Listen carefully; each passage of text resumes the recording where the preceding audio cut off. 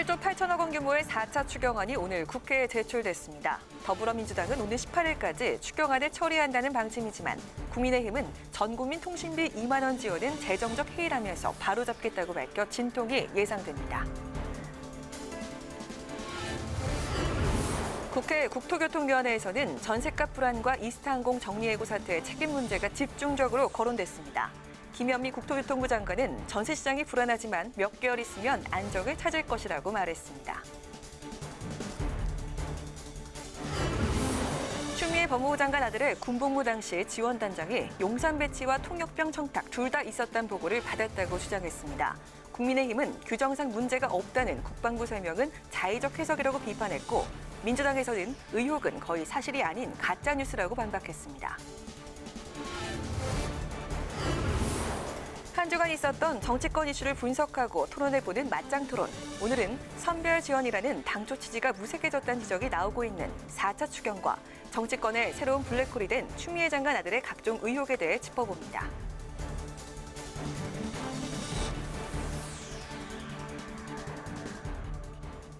안녕하십니까. 9월 11일 금요일 뉴스엔 시작하겠습니다. 네, 정부가 오늘 7조 8천억 원 규모의 4차 추경안을 국회에 제출했습니다. 여기엔 만 13세 이상 국민 모두에게 통신비 2만 원을 지원하는 예산도 포함이 됐는데요. 야당이 추경 취지에 어긋나는 파퓰리즘 예산이라고 제동을 걸어서 처리 과정에 난항이 예상됩니다. 보도에 박지영 기자입니다. 더불어민주당 이낙연 대표는 소액 지원이더라도 사회 안전망 강화가 중요하다고 강조했습니다. 영국의 세계적인 베스트셀러 해리포터의 작가 조앤 롤링을 사례로 들었습니다. 세계적 베스트셀러 소설 해리포터도 세계적 스타 작가 조앤 롤링도 주 12만 원 사회 안전망의 기적으로 탄생했습니다. 민주당 의원들도 소액 지원이더라도 통신비가 부담되는 취약계층에는 도움이 될 것이라고 이해를 구했습니다.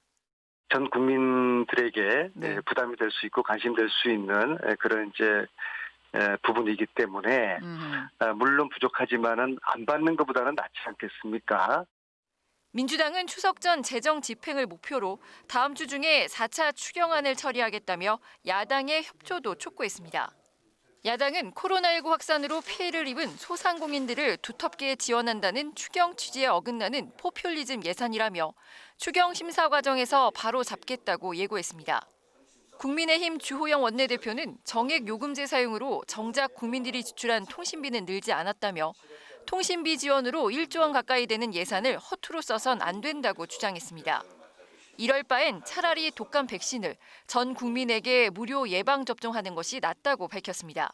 1조 가까운 돈을 또 직접 통전사에 주겠다는 건데 이건 진짜로 이렇게 재정이 어려운 상태에서 진짜 정신 가지고 한 일인지 아닌지 의심스러울 정도예요. 정의당 심상정 대표도 고스란히 통신사에 잠기는 돈이라며 소비 진작, 경제 효과도 없는 예산을 그대로 승인하기 어렵다고 꼬집었습니다. 통신비 2만 원 지원을 두고 여야가 입장차를 보이고 있는 가운데 기획재정부는 선별 과정에서 상당한 행정 지연과 비용이 발생하는 점 등을 고려했다고 설명했습니다. 국회 방송 박지영입니다. 국회 국토교통위원회에서는 최근 일부 지역의 전셋값 급등과 이스타항공 정리해고 사태가 도마 위에 올랐습니다. 국토위는 아파트 경비원을 이른바 주민 갑질로부터 보호하기 위한 공동주택관리법 개정안을 통과시켰습니다. 김세정 기자가 보도합니다. 국토위 전체 회의에선 전셋값 상승 문제와 함께 인수합병 무산 이후 대량 정리해고 사태를 겪고 있는 이스타항공과 관련해 의원들의 질의가 집중됐습니다. 먼저 국민의힘은 임대차 입법 등 정부의 부동산 규제로 아파트 매매 가격에 이어 전셋값이 지속 상승하고 전세 물건도 급감하고 있다고 지적했습니다. 서울의 전세 가격이 63주 연속 상승하는 걸로 부동산 한국감정원의 자료에 나와 있어요. 63주 연속. 2013년도에 전세 대란 이후 가장 최장 기록을 지금 찍고 있습니다. 김현미 국토교통부 장관은 전세 시장에 여전히 불안 요인이 있긴 하지만 상승폭이 줄고 있다며 점차 안정을 찾을 것이라고 밝혔습니다. 전월세 기간을 1년에서 2년으로 임대차 기간을 늘렸을 때 89년도에도 4, 5개월 정도 임대가 상승이라든가 이런 혼란이 시장에서 있었습니다. 그런데 이러한 그 어려움을 임대인, 임차인 모두 슬기롭게 함께 마음을 모아서 극복해 나간다면 저는 몇 개월 있으면은 전세 가격도 점차 안정을 찾을 것이다 이렇게 생각이 됩니다. 그래서 민주당은 부동산 실상과 다른 허위 정보가 유포될 경우 시장의 혼란을 야기할 수 있어 정부 정책이 실효성을 거두기 어렵다며 대책 마련을 촉구했습니다. 부동산 114 자료를 인용한 어느 기사가 있었는데요. 서울 아파트 평당 매매가가 40만 원 상승했다고 나왔습니다. 한 달 동안 똑같은 그 기간에 서울 아파트 평균이 5만 7천 원 상승했다는 감정원의 결과가 나와 있습니다. 이건 어느 한쪽인가가 거짓말을 하는 건데 야권에선 더불어민주당 이상직 의원이 창업주인 이스타항공의 지배구조와 최근 정리해고 사태와 관련해 날선 비판이 이어졌습니다. 정의당은 정부가 당시 16살이었던 이상직 의원의 아들에게 이스타 대주주 자격을 부여했다고 지적하면서 중요한 기간 산업인 항공산업을 책임도 못 질 대주주에게 맡겨놓고 정부가 책임을 회피하고 있다고 질타했습니다. 국민의힘 역시 600명이 넘는 직원이 해고됐다며 경영자가 최소한의 책임을 져야 한다고 비판했습니다. 이에 대해 김현미 국토교통부 장관은 이스타의 지배구조 등에 상당한 문제가 있다고 생각한다며 이상직 의원과 이스타 임원진을 수차례 만나 책임 있는 자세를 요구했지만 아무런 진전이 없어 유감이라고 밝혔습니다. 국회방송 김세정입니다. 추미애 장관 아들 서 씨의 부대 지원단장이었던 이모 전 대령이 청탁이 있었다는 입장을 밝혔습니다. 또 국민의힘은 서 씨의 휴가가 적법했다는 어제 국방부의 입장 표명에 대해서 반박했고 추 장관의 침묵 속에 민주당은 의혹 확산 차단에 주력하는 모습입니다. 강민지 기자의 보도입니다. 추미애 장관 아들 서 씨가 카투사에 복무했을 당시 주한 미팔군 한국군 지원단장이었던 이 전 대령은 청탁이 들어왔었다는 입장문을 냈습니다. 이 전 대령은 평창 동계올림픽 통역병을 선발한다는 공문이 내려오자 여러 번 청탁 전화가 오고 상급 부대인 이사단 지역대에서도 관련 보고를 받았다고 밝혔습니다. 용산 부대 배치 청탁 관련 의혹에는 참모 한 명으로부터 모처에서 서 씨의 용산 배치 여부를 물었는데 안 된다고 설명했다는 보고를 받았다며 일체 청탁에 휘말리지 말라는 강조를 했다고 전했습니다. 다만 이 전 대령은 당초 추 장관 남편과 시어머니에게 40분간 교육했다는 주장과는 달리 서 씨의 가족만 따로 접촉한 것은 아니고 수료식에 참석한 가족 400여 명이 있는 자리에서 강조에 당부한 것이라고 말했습니다.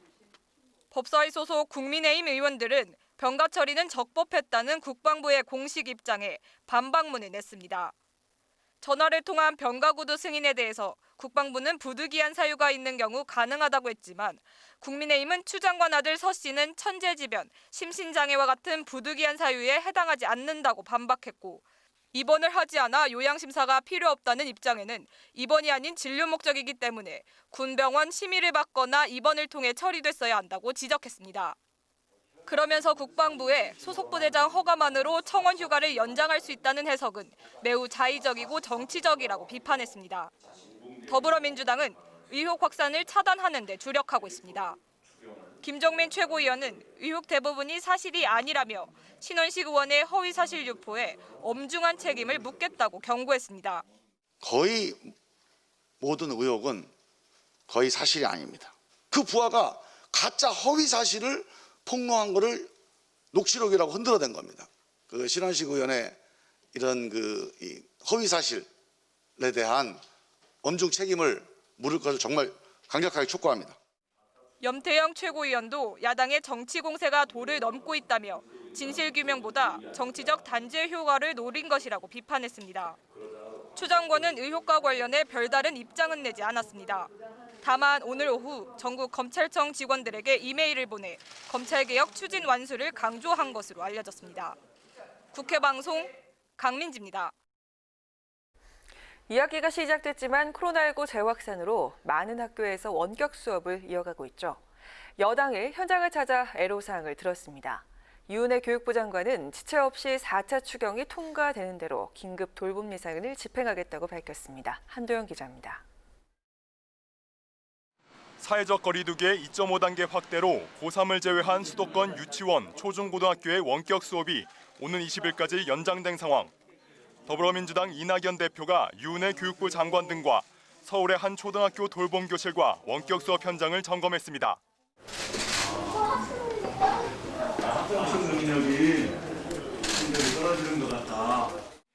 이 대표는 유럽 선진국에서도 우리나라의 원격 교육을 참고하는 등 우려했던 것보다 빠르게 안정돼 가고 있다고 평가했습니다. 그러면서도 앞으로는 교육 효과 저하, 학력 격차 확대, 학교 현장의 정서적 기능 부재에 대한 대안을 마련해야 한다고 강조했습니다. 대면 교육과 비교했을 때 어떠한가? 그게 우리는 어떻게 채워나가고 있다. 여기까지 충실하게 되었으면 더 좋겠다 하는 생각이 있거든요. 유기홍 국회 교육위원장도 특히 교육 현장에서 학력 격차 확대에 대한 공감대가 있다며 국회가 뒷받침하겠다고 밝혔습니다. 2조 2천억 원의 긴급 돌봄 지원 예산 등을 담은 4차 추경안은 오늘 국회에서 제출됐는데 유은혜 장관은 국회에서 통과되는 대로 긴급 돌봄 예산의 신속한 집행을 약속했습니다. 저희가 4차 추경에 초등학교 돌봄에 대한 지원 예산이 포함이 되어 있습니다. 조금이라도 부모님들께 돌봄의 부담을 덜어드릴 수 있으면 좋겠다. 추석 연휴 이후 만에 하나 확진자가 크게 늘어날 경우 원격 수업이 연장되면서 2학기 등교가 사실상 어려워질 수 있다는 우려가 나오고 있습니다. 국회 방송 한두영입니다. 네, 어제 국회의장 주재 오찬회동에서 여야 대표는 공통점이 있는 사안부터 함께 입법을 추진하자는 정책 협치를 약속했습니다. 감염병 전문병원 확충 같은 현안부터 우선 추진될 것으로 보이는데 이르면 다음 주부터 여야 정책위장이 참여하는 실무협의가 진행될 예정입니다. 보도에 임채원 기자입니다. 여야가 21대 국회 정책협치에 첫 발을 뗐습니다. 어제 박병석 국회의장 주재로 열린 첫 오찬회동에서 더불어민주당 이낙연 대표와 국민의힘 김종인 비대위원장이 공동 입법을 추진하기로 한 겁니다. 공동 입법 대상은 지난 4.15 총선 공약이나 정강정책의 공통사안을 양당 정책위의장이 협의해 처리하기로 했습니다. 박병석 국회의장은 양당의 공동 입법을 적극 지원하겠다고 밝혔습니다. 첫 회의는 국회의장이 주재하며 국회 입법조사처를 비롯한 국회 사무처 실무팀을 만들어 적극적으로 지원한다. 공동 입법 관련 회의는 양당 정책위의장과 국회 사무처, 국회 입법조사처 등이 참여해 세부적인 조율에 나설 예정입니다. 다만 구체적인 회의 일정은 국민의힘 이종배 정책위의장이 자가격리 중인 관계로 다음 주 중에 윤곽이 나올 것으로 보입니다. 현재 양당이 협의에 나설 사안이 정해지지는 않았지만 4.15 총선 공약과 정강정책에서 결을 같이 하거나 공통된 부분이 있습니다. 우선 지난 4.15 총선에서 양당 모두 감염병 안심사회 조성을 취지로 감염병 전문병원 확충을 공약했습니다. 또 조세 혜택 등을 통한 벤처기업 지원, 데이트 폭력 등 여성 대상 범죄에 대한 처벌 강화를 약속했습니다. 이와 함께 국민의힘 정강정책의 성폭력 없는 사회 조항은 민주당의 N번방 재발방지법 후속법안과 전관예우를 막기 위한 제도 도입 내용은 민주당의 전관예우 근절 3법과 결을 같이 합니다. 다만 민주당이 경제 민주화를 명목으로 추진하는 공정경제 3법에 대해 국민의힘은 기업에 과도한 부담을 줄 수 있다는 입장이어서 협의를 이룰 수 있을지 주목됩니다. 국회 방송 임천입니다.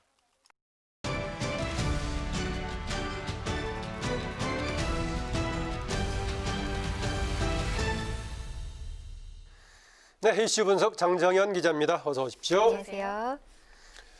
네, 다음 주부터 이제 대정부 질문이 시작이 되는데 정책 또 정치 현안을 놓고 여야 공방이 거세질 건데 무엇보다도 이제 야당의 공세가 예상이 되는데요. 지금 논란이 되고 있는 추미애 법무부 장관도 국무위원 출석해가지고 또 이제 여러 가지 공방이 오갈 가능성이 있죠. 네, 그렇습니다.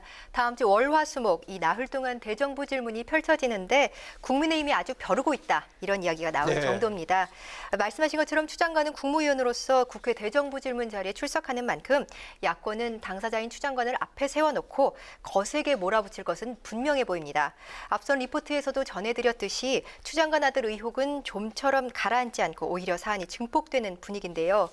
검찰이 핵심 증거를 놓치며 수사를 뭉개고 있다는 지적까지 제기되면서 추 장관은 하루하루가 곤욕일 것 같습니다.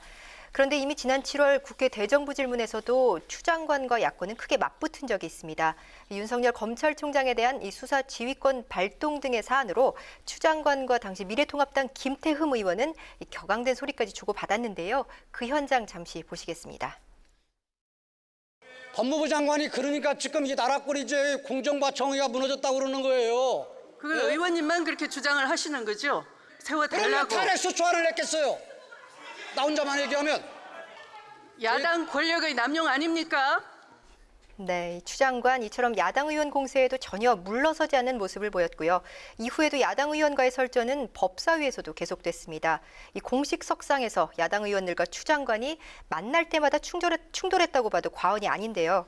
이번 대정부 질문 사실상 야권은 추미애 국회를 선언한 상황이어서 이 야당의 직접적인 질문 공세를 추 장관이 이번에는 어떻게 돌파해 갈지 관심이 쏠리고 있습니다. 네, 이번 대정부 질문에서 윤영찬 의원의 카카오 호출 문자 사건도 그렇고 또 4차 추경에 포함된 통신비 2만 원 지급 등에 대해서도 지금 여야 공방이 예상이 되고 있는데 대정부 질문 라인업이 발표가 됐다고요? 네, 이 정부 여당의 악재로 볼 수 있는 일련의 사안들에 대해 국민의힘이 당력을 집중한 것으로 보입니다.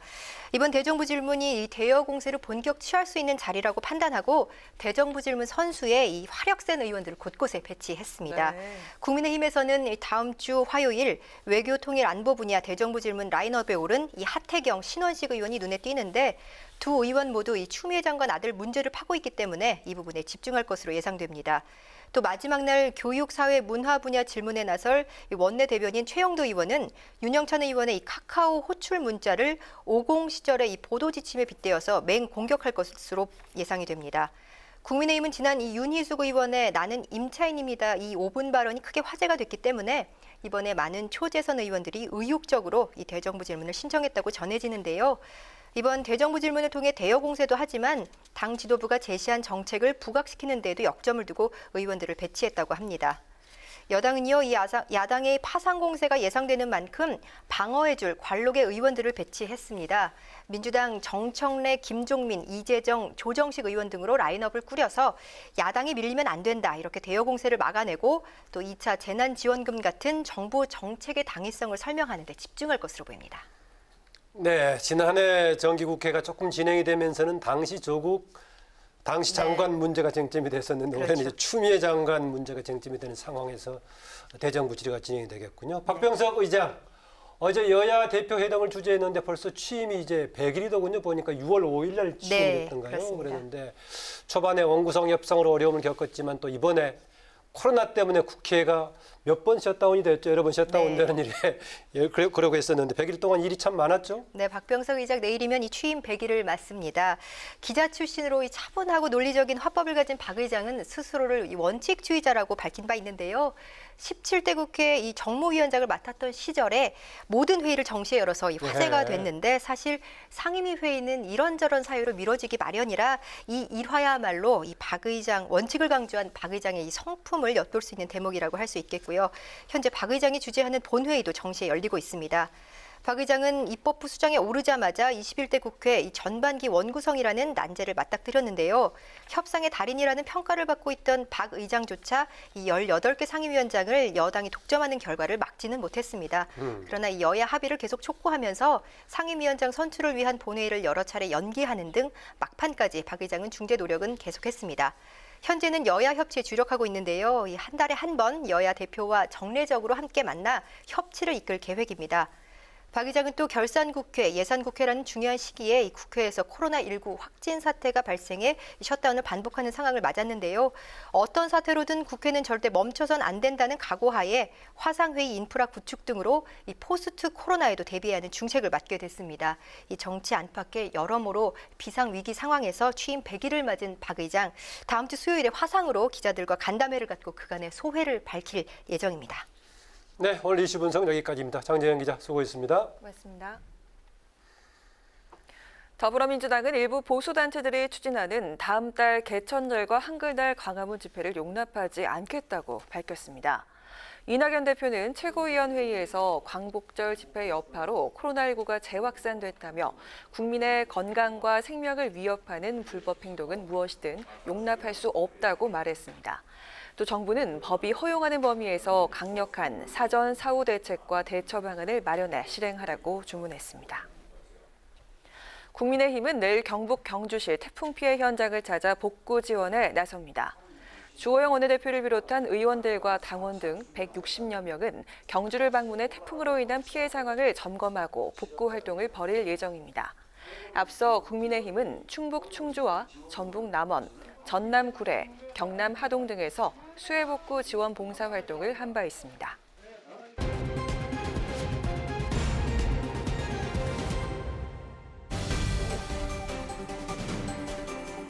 강하락의 정치톡 시간입니다. 9월 11일 정치면을 장식한 뉴스는 무엇이었는지 첫 번째 정치톡 만나보시죠. 차기 대통령 선호도 조사에서 이재명 경기지사와 더불어민주당 이낙연 대표가 오차 범위 내에서 접전을 이어가며 양강 구도를 굳히고 있는 것으로 나타났습니다. 대권 잠룡들은 각종 현안에 대한 소신 발언으로 존재감을 키워가고 있는 가운데 여권의 대선 후보 경쟁은 시간이 갈수록 치열해지는 양상입니다.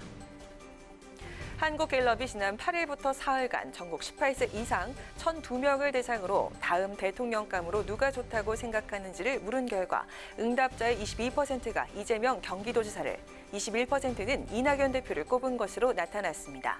한 달 전 결과에 비해서 두 사람 모두 선호도가 상승했는데요. 이 지사는 3%포인트, 이 대표는 4%포인트 각각 상승한 수치고요. 이어 윤석열 검찰총장, 무소속 홍준표 의원, 국민의당 안철수 대표의 선호도는 각각 3%를 기록했습니다.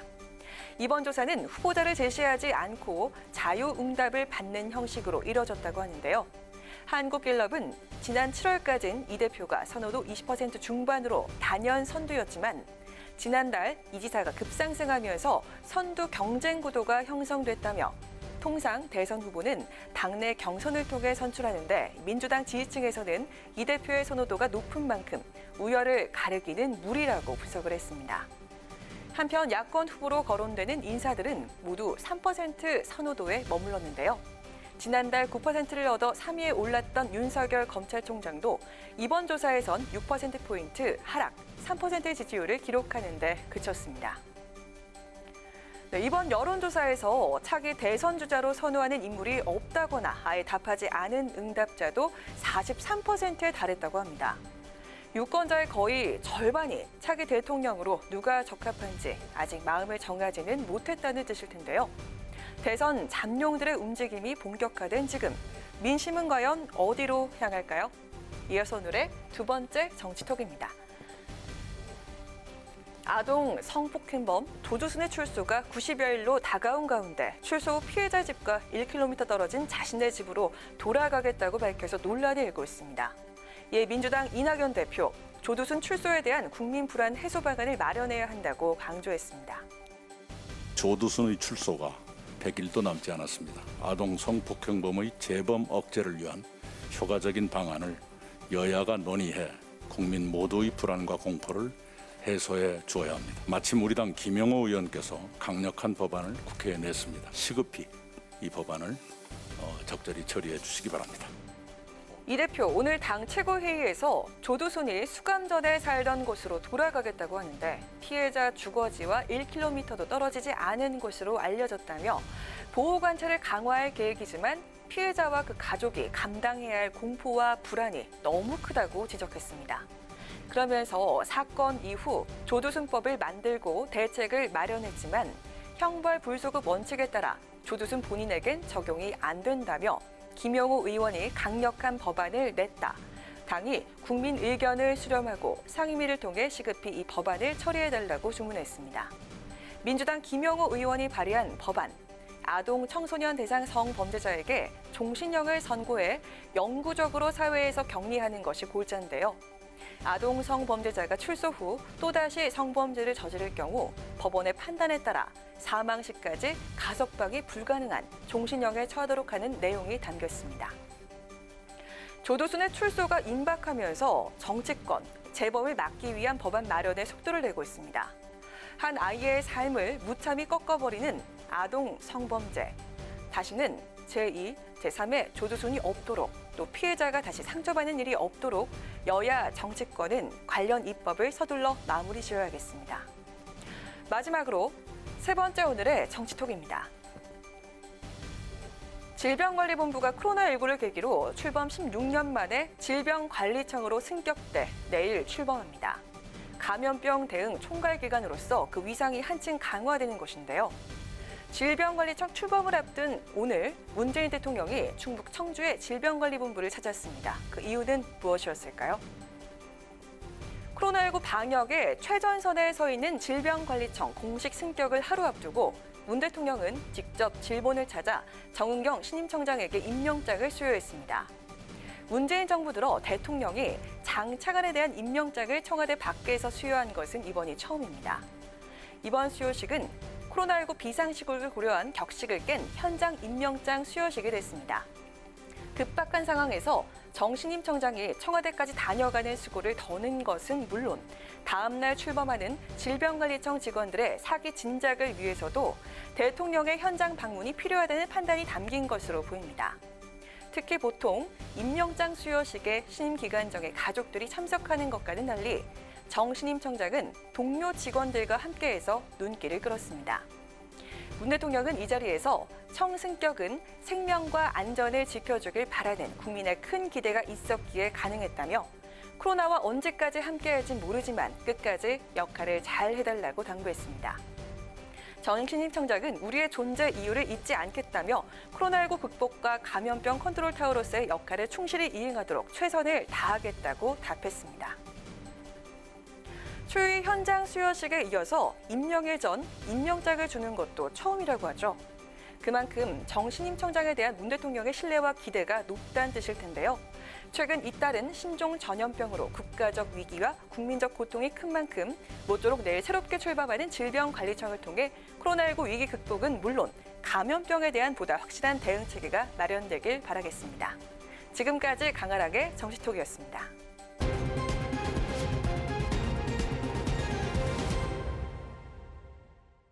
네, 이번 순서는 한 주간의 정치권 이슈에 대해서 뜨겁게 토론해보는 뉴스젠의 맞짱 토론입니다. 날카로운 분석해 주실 두 분이시죠. 김경진, 이상일 전 의원 나오셨습니다. 어서 오십시오. 어서 오세요. 네, 59년 만에 내놓은 4차 추경안. 당장 이번 재난지원금 관련 부분이고요. 여야 간에 비교적 이번 지원에 관해서 상당히 합의점이 컸었는데 이 중에서 지금 13세 이상 통신비 2만 원 지급 논란해가지고는 문 대통령은 작은 위로이자 정성이다 이렇게 표현을 했었지만은 야당 쪽은 성향을 떠나서 상당히 비판적으로 지적을 하고 있습니다. 예. 그러니까 대체로 언론들도 이제 야당하고 비슷한 논조를 내고 있더라고요. 심지어는 이제 진보적인 언론인 한겨레도 약간 이제 비슷한 얘기를 하고 있는데요.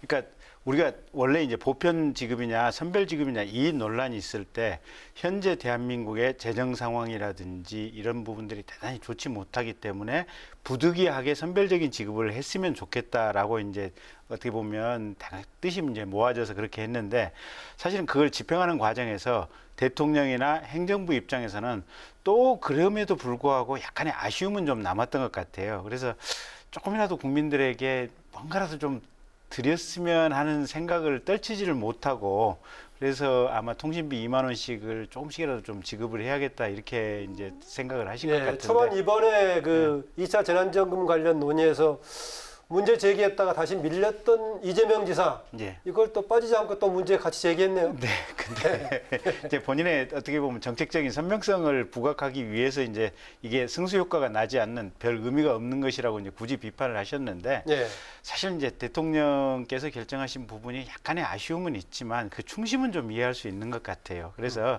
대부분의 이 통신비 2만 원을 제외하고 나머지 것들은 다 선별 지급의 원칙에 충실했고 2만 원만 조금 좀 어떤 이제 그 원칙에서 벗어나는 경향이 있기는 한데 국민들 전체를 생각하는 마음이다 이렇게 생각하면 사실은 굳이 이해를 못할 것도 아니지 않나 싶습니다.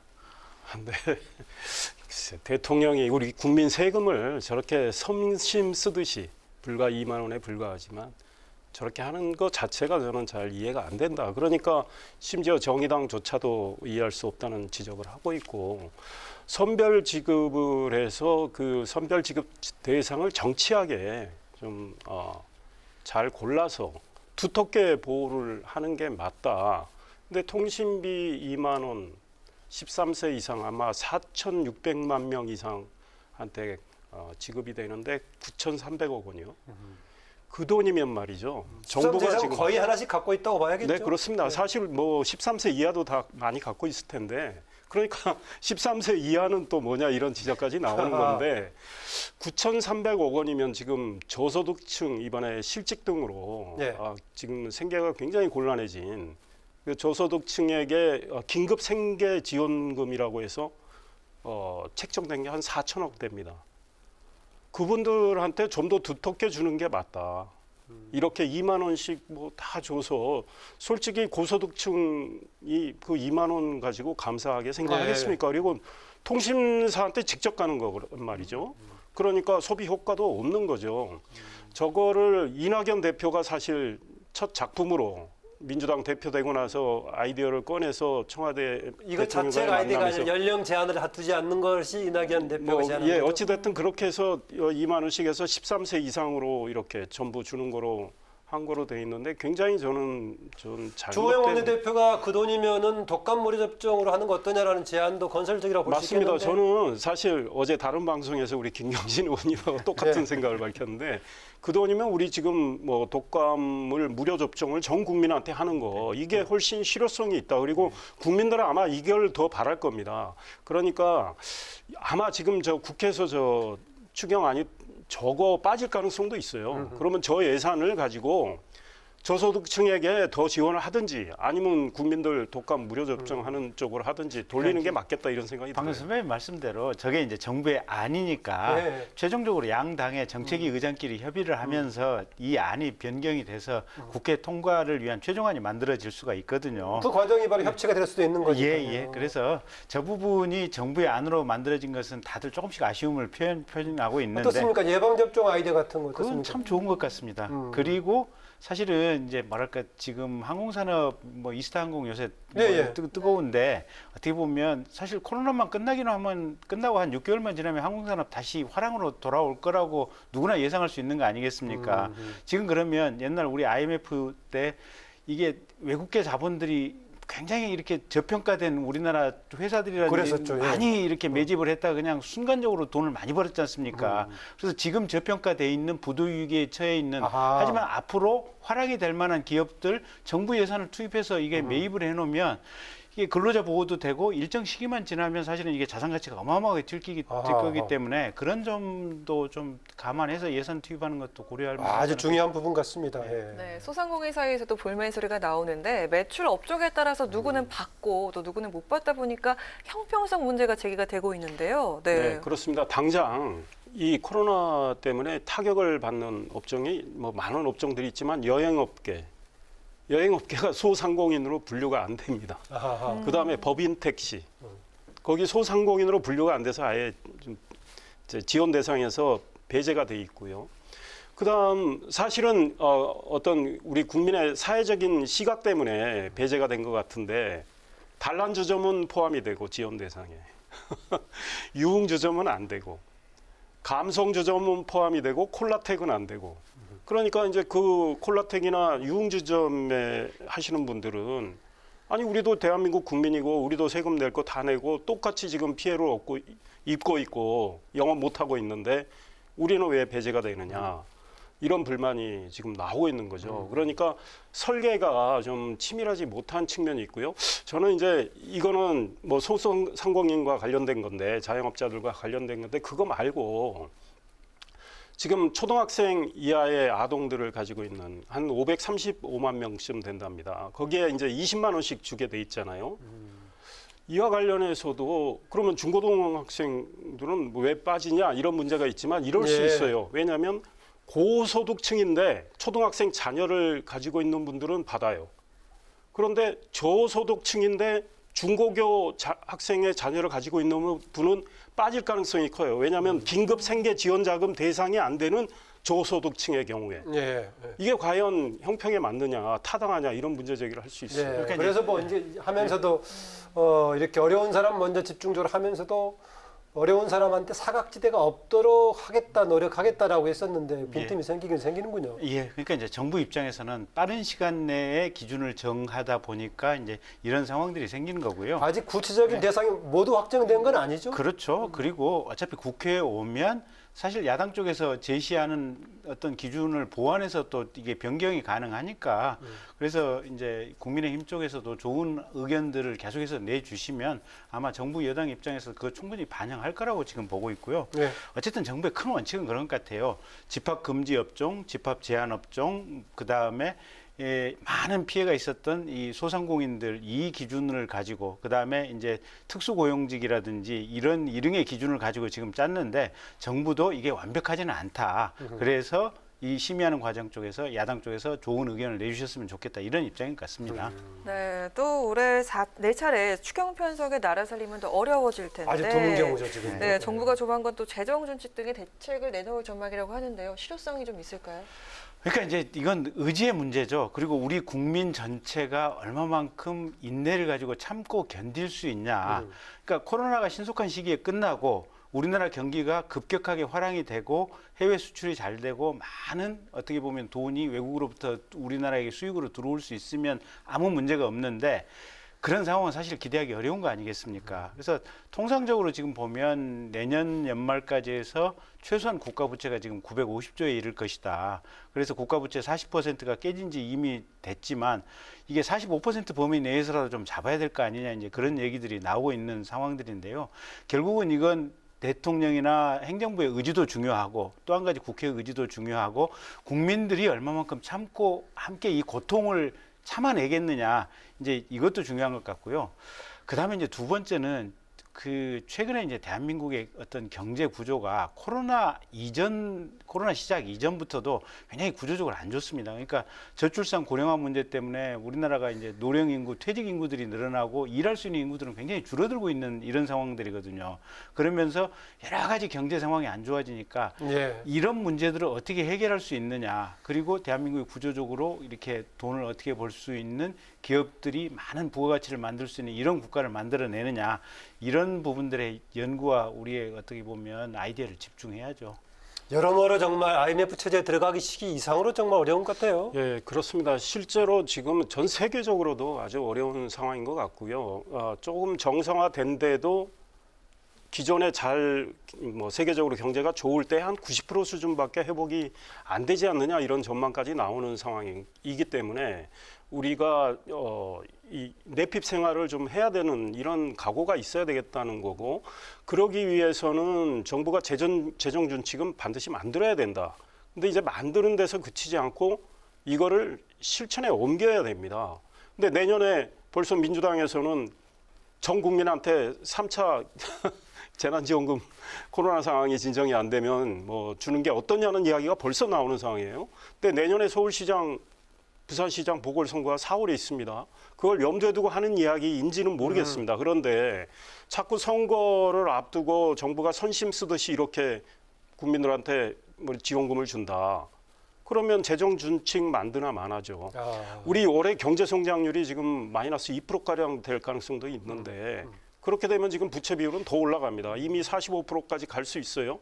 그런데 국제신용평가기관은 대한민국 부채 비율이 50%가 넘어가면 대신도를 떨어뜨리겠다고 하고 있습니다. 그럼 경제가 더 어려워지고 있기 때문에 재정 준칙을 만들어서 지키는 노력이 중요하다. 우리나라 이제 경제 전략 차원에서도 오히려 그걸 잘 지키는 게 필요하다라는 얘기는 아마 공히 인식하고 있을 겁니다. 코로나19 이번에 재확산 계획에 직접적인 책임이 있냐 없냐 논란이 되고 있습니다만 지난번에 8.15 광복절 집회 때는 문제가 됐었는데 이번에 개천절 일부 강경 보수 세력이 개천절 집회를 예고해가지고 이제 김종인 비대위원장 정말로 상당히 강한 마음까지 담아서 호소를 했는데요. 또 그 내용 중에는 일부 지금 문재인 정부에 대한 여러 가지 비판적인 성토의 심정을 알고 있다는 것을 빗대면서 이제 1919년에 있었던 3.1절 집회를 얘기했거든요. 했는데 한편으로는 그 의제를 담는 뜻이기도 하지만 또 비판적인 쪽에서는 굳이 그럴 필요 있느냐라는 지적도 있습니다. 지난번에 8월 15일 광화문에 나오신 분들 중에 정강훈 목사 쪽을 지지해서 나오신 분들도 있는가 하면 정말 나라 걱정해서 나오시는 분들도 있었다고 봅니다. 그러니까 그런 맥락에서 3.1절 이야기를 하신 것 같고, 대신 개천절에 저 집회를 하는 건 지금 우리가 이 코로나 사실 국난 상황이고 방역에 최선을 다해서 빨리 이 상황을 호전시키고 코로나 확산을 막아야 되는 상황에서 개천절 집회를 하는 거는 타당하지 않다. 이거 강한 메시지를 이제 드리면서, 그러나 그 집회를 하고자 하는 그 마음을 이해한다. 이런 맥락에서 이제 3.1운동 이야기를 하셨던 걸로 보고요. 저는 정말 개천절 집회 때 우리가 뭐 좌든 우든 성향을 다 떠나서 코로나 이 상황을 빨리 극복을 해야 되기 때문에 이 확산되는 걸 차단해야 됩니다. 그래서 혹시 방송 그동안 하시면서 뭐 할 수도 있는 거 아니냐, 표현의 자유 얘기하면서 할 수도 있다는 얘기한 사람 본 적 있습니까? 집회를? 네. 저는 본 적이 없습니다. 저 집회는 정말로 하지 않으셔야 된다고 생각합니다. 그리고 그렇게 안 하신다고 해서 그분들의 나라 걱정하는 마음이 표출이 다른 방법으로도 얼마든지 할 수 있고, 다른 국민들도 그분들의 뜻을 알 수 있다고 생각합니다. 그리고 다른 방식으로 얼마든지 문재인 정권에 대한 비판적인 시각을 충분히 국민들께 전달할 수 있다. 그러니까 꼭 광화문에 모여서 소위 말해서 성토대회를 해서 그 뜻이 전달된다. 이거는 이해가 안 되고, 오히려 잘못했다가 또 확산이 되면 정말 책임을 다 뒤집어 쓰게 되는 그런 문제가 있습니다. 그래서 좀 현명한 판단을 해주시길 바랍니다. 그 스페인 독감 시절에 우리나라 상황을 이번에 얘기가 나와서 찾아보니까 명칭은 그 전년도인 1918년 무오년 이제 시작이 됐기 때문에 무오년 독감이라고 했더라고요. 당시에 보니까. 그랬었는데 하여튼 그때 그런 상황에서도 13만, 14만이 희생되는 와중에서도 집회하긴 했었는데 이번에는 안 된다라고 얘기한 거죠. 그러니까 안 된다라고만 얘기를 하셨으면 간단한 문제인데 이게 3.1운동은 사실은 일본 제국주의가 우리나라를 수탈하고 이게 많은 사람들을 심지어 생명까지 수없이 많이 앗아가고 본인들의 전쟁에 이게 어떻게 보면 징발을 해서 보냈던 거 아니겠습니까? 근데 지금은 가령 문재인 대통령이나 현재의 정부가 잘못한다고 하더라도 이게 실정이라는 정도의 의미지 수탈과 약탈, 생명과는 상관이 없는 부분 아니겠습니까? 그래서 이게 지금 개천절 집회하고 비유가 적절치 않았다. 비유가 상당히 적절치 않으신 거죠. 추미애 장관 아들 의혹 관련 좀 얘기를 해보겠습니다. 최근에 보니까 국방부가 어제 발표를 했는데 그동안에 계속 이제 뭐 입을 열지 않고 있다가 발표를 했는데 상당히 적법하다는 이런 취지를 뒷받침해 주는 것이 있는데 비판하는 쪽에서는 국방부 스스로가 앞뒤가 안 맞는 얘기라고 했다는 얘기도 있고 국방부 어제 발표하면 적절했다고 보십니까? 제가 볼 때는 국방부가 입을 닫고 있었어야 맞는 것 오히려? 같아요. 그러니까 첫째는 일단 검찰에서 수사를 했었어야 되고 두 번째는 검찰 수사를 보조하기 위해서 군 검찰을 검찰에 파견해서 보조 수사를 하도록 했어야지 조금 더 적절한 어떤 국방부의 처신이 아닌가 지금 그런 생각이 되는 거고요. 그래서 기본적으로 수사 중인 상황에 대해서 마치 지금 현재 법무부 장관이나 그 자제분의 어떤 얘기가 맞는 것처럼 그냥 발표를 해버린다면 그건 매우 성급하다 지금 이렇게 보여지고 있고요. 혹시 그것 때문에 논란이 국방부 쪽까지 확산될 여지는 없나요? 그러면 충분히 있을 것 같습니다. 그러니까 지금 이제 어떻게 보면 이 1차 휴가나 2차 휴가와 관련된 진료 기록부 등 증빙 서류들이 지금 이게 없어졌다는 거 아니겠습니까? 근데 국방부 장관 말씀으로는 이게 실수로 없어졌다고 하는데 해필이면 그해 지금 관련되는 2명 것만 없어졌고 그 다른 해 것들은 다 지금 문서들이 존재한다는 거 아니겠습니까?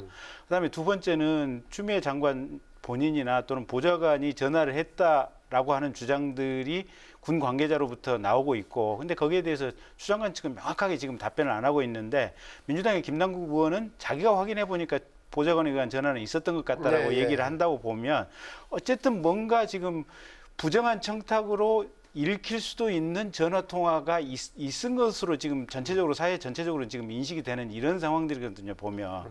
그다음에 세 번째는 과연 이게 지금 대한민국 사회에서 전화로 휴가 연기를 하는 사례가 얼마만큼 있을까? 규정상으로는 뭐 천재지변이라든지 교통이 두절됐다든지 기타 아주 부득이한 경우에는 전화로 휴가 연기 상황을 설명하고 휴가 연기가 가능하다고 하는데 그럼 아드님이 1차 수술 받고 집에서 실밥 뽑기 위해서 대기하고 있는 이런 상황이 과연 천재지변, 교통두절, 기타 부득이한 사유에 해당이 되느냐? 그리고 또 비슷하게 전화로 이게 휴가 연기한 대한민국의 군 사례가 있을까? 이런 점들에 가지고 비추어 본다면 어제 국방부 발표는 좀 그렇습니다. 그런데 전반적인 문제 제기에 대해서 지금 민주당의 김종민 최고위원 등은 그 억측을 가지고 계속 얘기하고 있어 문제 제기한 신원식 의원 오히려 책임을 물어야 된다라고까지 얘기하고 있습니다.